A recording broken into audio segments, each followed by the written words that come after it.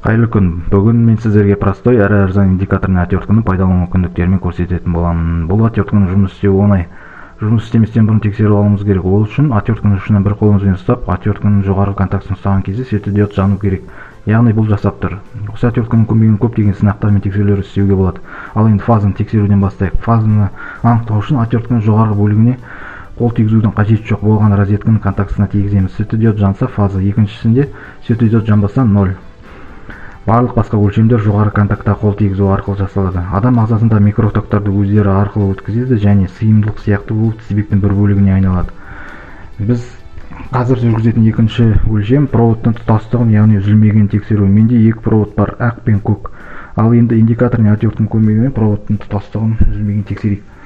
Ол үшін бір жағынан біз ақ проводты ұстап, ал екінші жағынан ақ проводты индикатор отверткасын ұстаймыз және индикатор жоғары жағына контактысына қол тигіземіз. Светодиодный индикатор жанбады, провод үзілген болуы мүмкін. Енді көк проводты тексереміз. Ол үшін бір жағынан біз көк проводты ұстап, ал екінші жағынан көк проводты индикатор отверткасына ұстаймыз және жоғары контактысына қол тигіземіз. Светодиод жанды, ал ол біздің көк проводымыз тұтас үзілмегендігін білдіреді.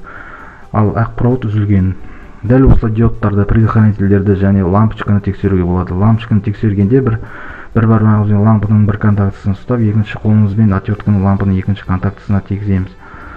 Светодиод жанса, лампа жанбаған. Индикаторный отвертканың тағы бір қызықты функциясы изолированный проводтардың кернеуі бар екендігін анықтау. Ол үшін отвертканың ұшынан ұстап, кернеуі бар проводтың бойымен жүргізгенде светодиод жанса, онда бұл провод кернеудің бар екендігін білдіреді.